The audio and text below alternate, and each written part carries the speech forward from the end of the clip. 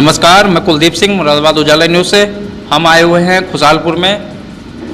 Samajwadi party में अभी नई शामिल हुई हैं दीदी निर्देश सिंह। आइए मिलते हैं इनसे और बात करते हैं कि समाजवादी पार्टी का दामन इन्होंने क्यों पकड़ा। नमस्ते। नमस्कार सभी दर्शकों को, जय भीम जी।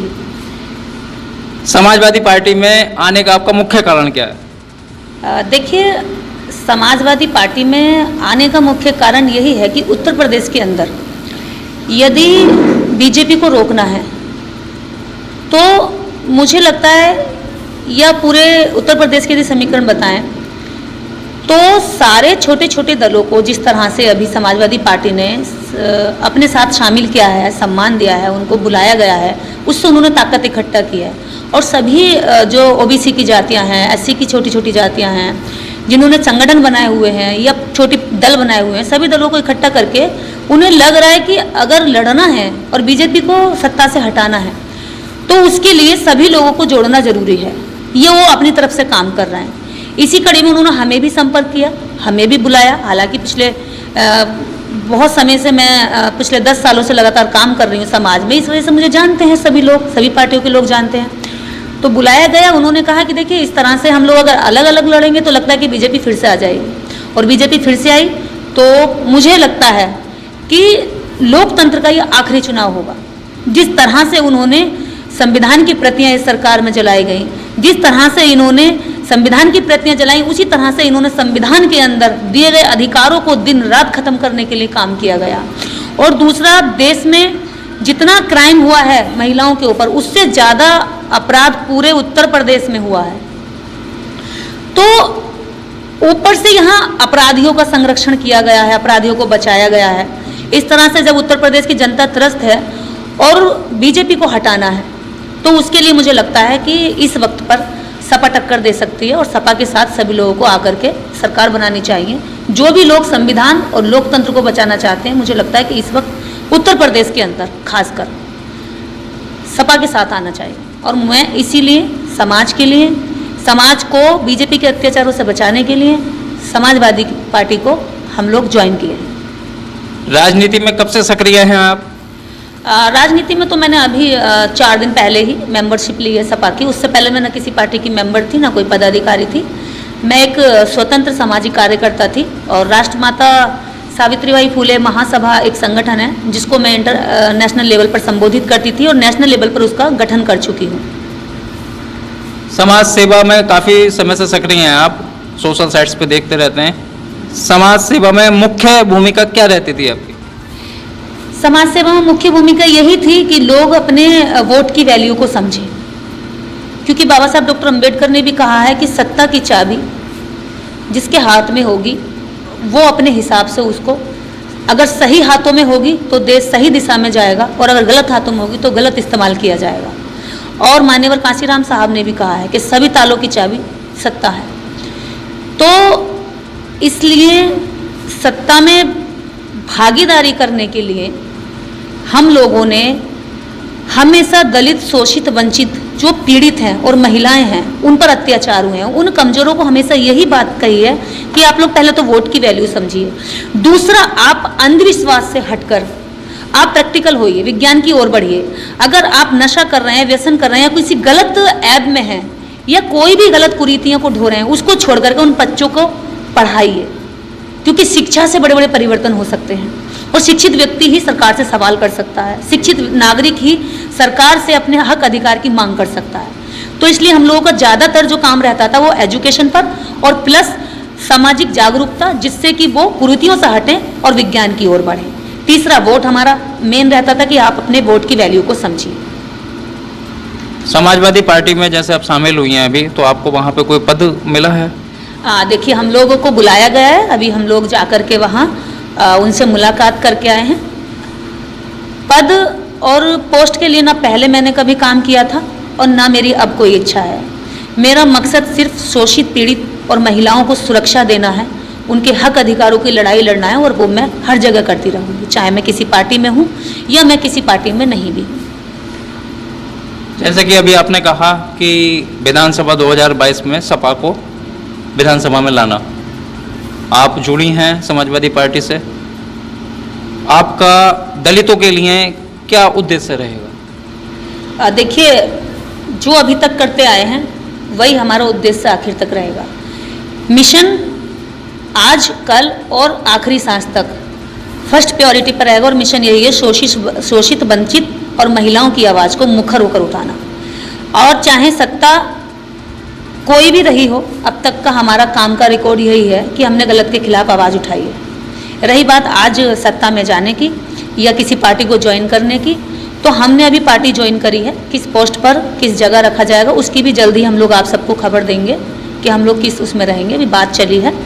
और कुछ लोग जाते हैं कि हम इस लालच से जा रहे हैं, तो उनको दबाव में रहना पड़ता है। मैं ना किसी लालच में पहले थी ना मैं आज हूँ।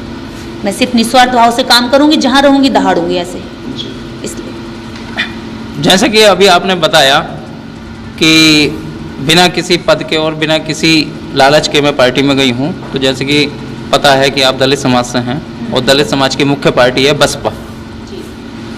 आप बसपा में ना गई, उसका कुछ मेन कारण? हम लोग पिछले 10 साल से काम कर रहे हैं और मैं दलित समाज की बेटी हूँ। जिसको कहें तो हम लोगों ने अभी तक जितना भी सुना देखा, यही सुना जैसा भी आपने कहा कि हमारी वो पार्टी है, और हम भी यही जानते थे। लेकिन वहाँ से ना तो हमें कभी सुरक्षा मिली ना कभी सहयोग मिला, फिर भी हमने काम किया। पर इस बात का हमें कोई गम नहीं है। अगर वो हमें सम्मान देते, बुलाते, तो वो ऐसे बहुत सारे लोगों के साथ कर सकते थे। बहुत सारे ऐसे छोटी छोटी कड़ियाँ इस समाज की हैं जो उठकर आई हैं, जिन्होंने काम किया है, साबित भी किया है, और जिन्होंने संयम रख करके इतने लंबे समय तक भी काम किया है। लेकिन उनकी वहाँ पर कोई भी किसी भी तरीके से कहीं ना तो बूझ है, ना उनको कोई सम्मान है, ना उनके लिए कोई जगह है, उनको कोई स्थान नहीं है। तो ऐसे लोगों को वो इग्नोर करते हैं। अब मान लीजिए लोग कह रहे हैं कि बसपा हमारा घर है। भाई, घर में हमें जगह ही नहीं है, हम बारिश में भीग रहे हैं, हमारे ऊपर ओले पड़ रहे हैं, हम धूप में तप रहे हैं, हमें घर के अंदर नोक कर करके हमारे हाथ दुख गए हैं, हमारी उंगलियां तड़प रही हैं, और उस घर में हमें जगह ही नहीं है। तो आखिर क्या करेगा? आखिर में आकर वो क्या करेगा? दूसरा घर तलाशेगा, है ना? ऐसे क्या करेगा? यही हाल इस दलित समाज के नेताओं का है, यही हाल इस दलित समाज में प्रतिभाओं का है। प्रतिभाओं का दमन तब होता है जब वो त्रस्त हो जाते हैं, जब उन्हें लगता है कि अब हम इस लेवल पर पहुंच गए कि हम एक तरह से हार रहे हैं, संयम टूटने लगता है। देखिए, जब हमारा नेता, मैं एक संगठन की अध्यक्ष रही हूँ, यदि मैं 10 दिन अपने कार्यकर्ता से बात नहीं करती तो उसका मनोबल कमजोर हो चुका होता है, निगेटिविटी आ जाती है। वो कहता है कुछ नहीं रखा बहन जी, समाज सेवा में अपने अपने बच्चे पालेंगे, कुछ नहीं करना। लेकिन जैसे ही मैं उसे 10वें दिन बात करती हूँ और 10 मिनट बात करती हूँ, वो कहता है अरे हम जंग जीत लेंगे, दुनिया की सारी ताकत हमारे पास है दीदी, और हमारे पास खोने के लिए कुछ नहीं, सब कुछ पाने के लिए है। क्या होता है?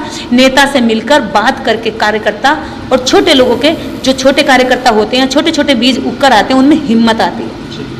या तो वो बीज या वो फल कहीं किसी और के घर में उगेगा, अगर आप उसके अपने घर में तेजाब डाल दोगे, या तो वो मर जाएगा या वो किसी दूसरे को फल खिलाएगा। अब आपको तो खाने नहीं है, तो भैया उसको बेकार क्यों करना? मेरे पास टैलेंट है, मैं कर सकती हूँ, तो मैं अपने टैलेंट को बर्बाद क्यों करूँ?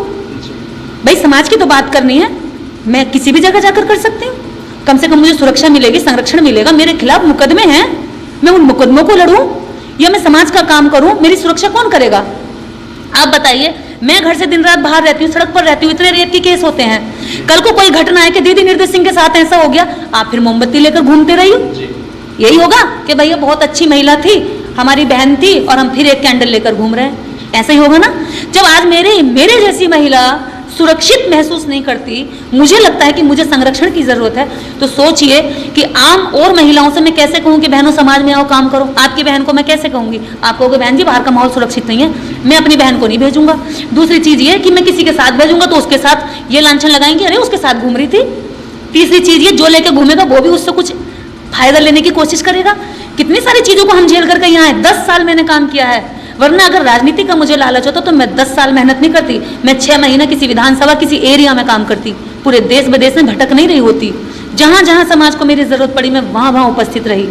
मैं चाहे बीमार रही, मैं चाहे कमजोर रही, चाहे मेरे पास पैसा नहीं रहा, मैंने लोगों से भीख मांग मांग के गाड़ियों में पेट्रोल डलवा करके मेरे लोगों के सहयोग में खड़ी रही। तो जिन नेताओं के पास पैसा है वो तो अपनी जबान तक नहीं खोलते, तो किसके भरोसे बैठे हैं हम? तो मुझे लगता है कि हम जैसे लोग यदि बोलने वाले पीछे रहे तो हो सकता है कि गलत लोग सत्ता में बैठेंगे और कल को वो चुप रहेंगे। इसलिए राजनीति के अंदर अच्छे लोग जब तक नहीं आएंगे, हमें गलत लोगों से शोषित होते रहना पड़ेगा। मैं इसलिए कहती हूँ, जितने भी मुझे सुन रहे हैं, जितने भी लोग ऐसे हैं जिनको लगता है कि हम लोग बीजेपी को हटाना चाहते हैं, तो मैं अपील करूंगी कि इस बार आप लोग सपा की तरफ सोचिए और बैठ करके देखिए, क्योंकि माहौल हर वक्त एक सा नहीं होता है। हमें अगर गद्दार कहा जा रहा तो मैं ये कहूंगी फिर तो बहन जी भी गद्दार है, क्योंकि 2019 में उन्होंने गठबंधन किया था।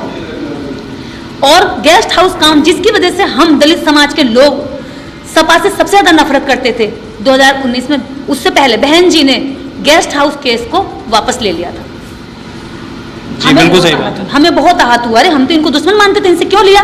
और जब आज हम जा रहे हैं तो समाज को बुराई नहीं होनी चाहिए। हालांकि लोगों ने बहुत बड़ा स्वागत किया है, सम्मान किया है।